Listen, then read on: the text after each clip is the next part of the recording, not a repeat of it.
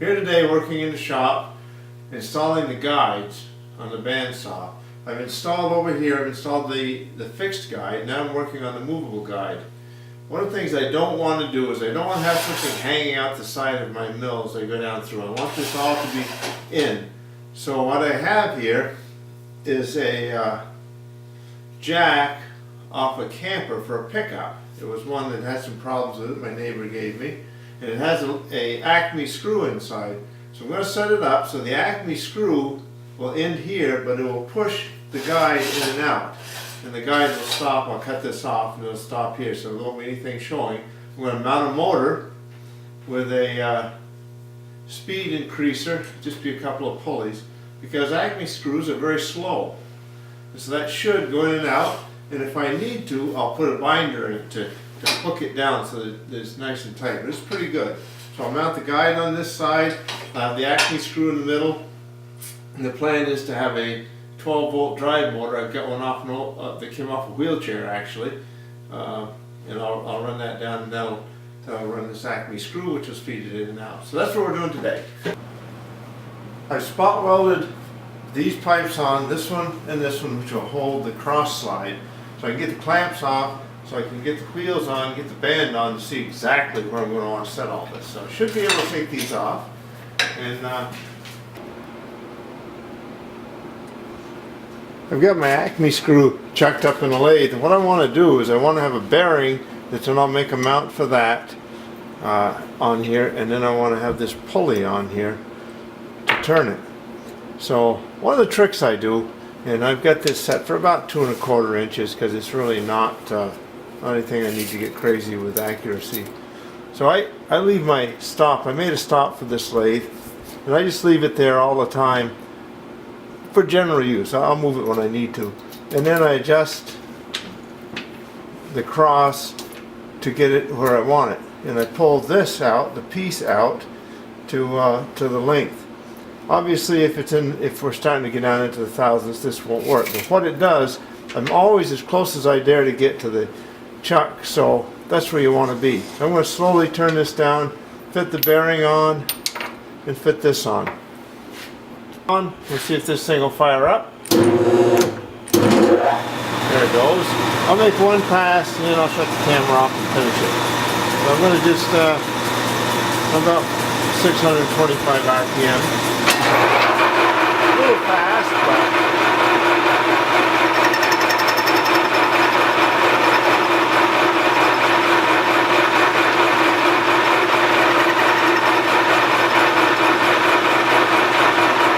taking it real light because of the threads. I don't want to dig in too far. And, there's going to be some threads under the bearing, but that's okay. This isn't a high-speed application, and there's not going to be a lot of torque on it.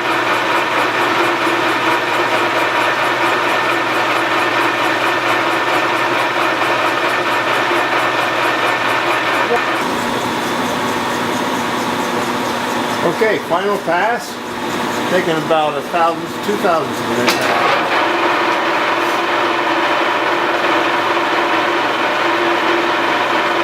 It's a little slow, but it's going to give me a nice finish.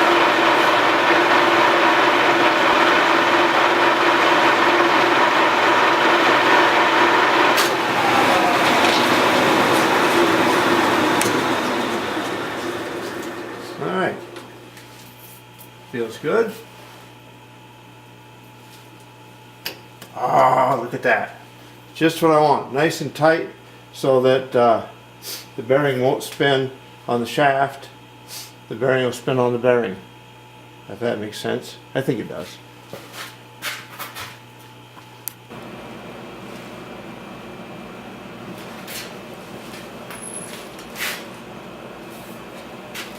I've got this set for the bearing. One of the problems I have, and I knew I was going to have this problem, is I've got to thread this way because it has a stop on it I want to keep.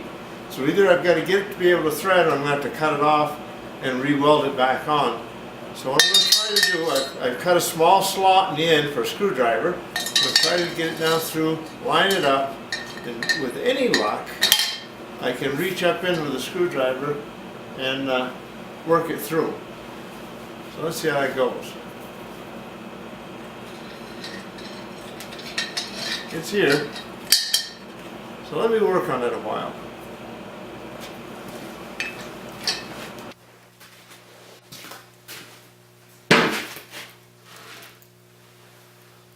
It looks like, with a little help from our old friend Gravity, I think we've got it. Here she comes. Yeah, that's what we like to see. That's what I'm talking about. Now I gotta get the big part through. Alright, I'm set up here to cut a 3/16 T-way for my pulley here on the Bridgeport.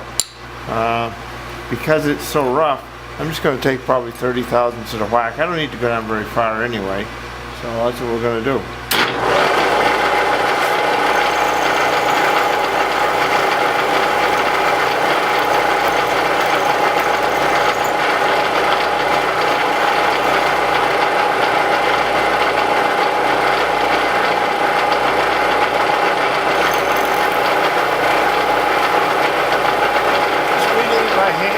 It's easier.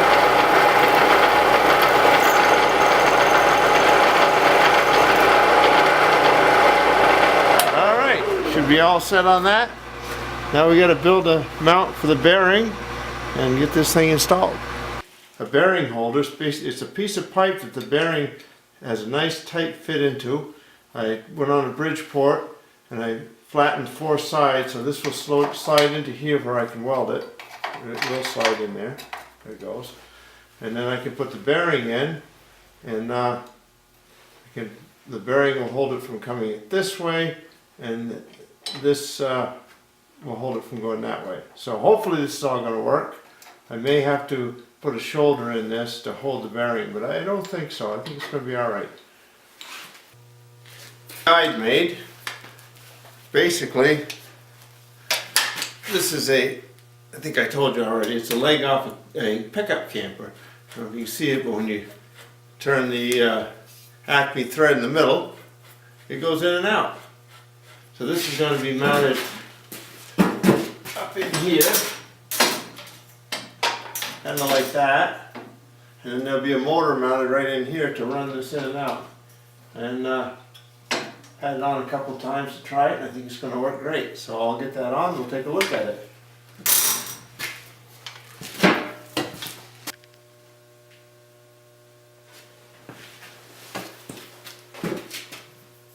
I've got this set up. I've checked it every way I could think of to check it. It seems to run straight, parallel. It doesn't walk in or out. So I'm going to give it one more try, and then I'm going to tack it. I've just got a rubber disc on a drill. We'll just run it in and see what it looks like.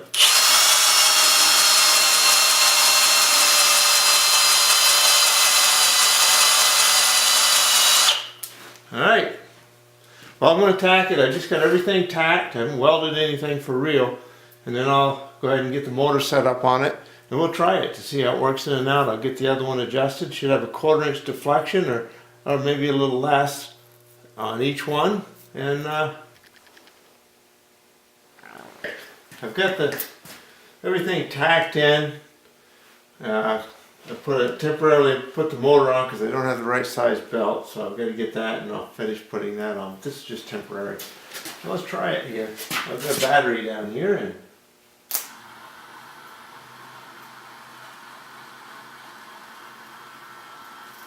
goes out. It's a little slower than I'd like, but I can live with that. It's not something you use a lot. The problem is, this is a little sloppy. I hoped that the tension of the belt would hold it up into that corner, but it's not going to. So I've got to put a tensioner on it of some sort. I get that, and now my pump has failed for some reason. It tightens it up. So I got to work on that. So I'm going to take this back off, put some kind of a tensioner on it. I've got an idea or two, and then put it back on.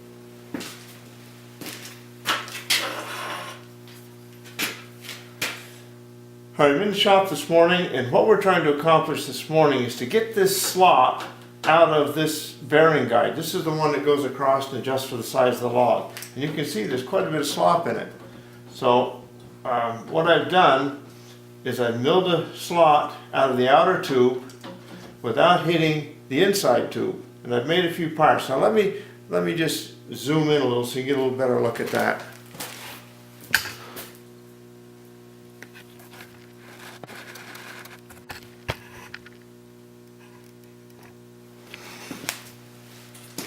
So this little piece is just a piece of angle iron milled down in size with a little cross base welded to it. It's going to set in here. What I have here is a 1-inch throw linear actuator, 12 volts. Everything on this is 12 volts so that I can just use a 12 volt battery, recharge it off either the motor or a charger, and that should work out good. What I've got is a 3/4 inch bolt milled at an angle. So it's going to push down on this, and you can see it doesn't take much. You can see that throw that into position. This will slide down into this tube over the top of there, and it's adjustable, so it will just pull that in, and that tightens it right up. Now it's 1-inch throw, so I'm going to set it so that this can't escape. All I want to do if I get it out is I'll unbolt this one bolt, pull it out. This should come right out. And also at that point I can adjust this. I can pull this back, adjust this to wherever I need. Always want to make it so that you can replace the parts, you can adjust it, you can repair it, whatever you need. If you just weld these things in solid, you're going to be some regrets in life. So I'm going to go ahead and get this set up, get it welded in, get some power to it, and just see the linear accelerator welded in, ready to give it a try. I'll get the battery here. I wish I could show every step it takes to make something like this, but there's just too much to it. You know, it would get kind of boring. There's a lot of machining. You know, I had to machine this, had to drill out a 3/4 inch nut and fit into this. I machined the back of this nut to fit along this rail. There's just a lot to it, but it's all common sense. If you get the main idea, then the idea is you can go with it. And I think, like I said before, I want to be able to remove everything, adjust everything, and be able to repair it. So let's go ahead and give it a try. Right now, you can see it's loose. If you watch right here, you'll see that tip up as it tightens.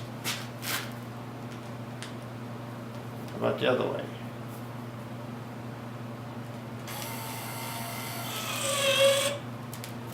Okay. Good and tight. I'll loosen it up.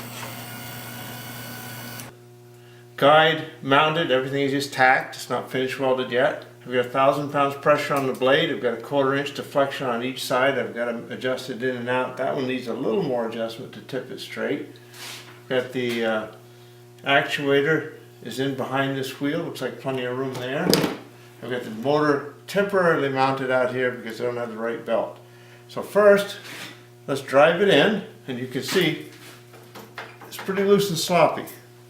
That would have a tendency to walk around the blade, especially on something like spruce. So we'll walk it in. It isn't really fast, but it's fast enough. I can put a bigger wheel on it, but that'll take more room. So let's say I've got it down to a cant and I want to cut about that much. So I've got it in, sloppy. I'm going to run the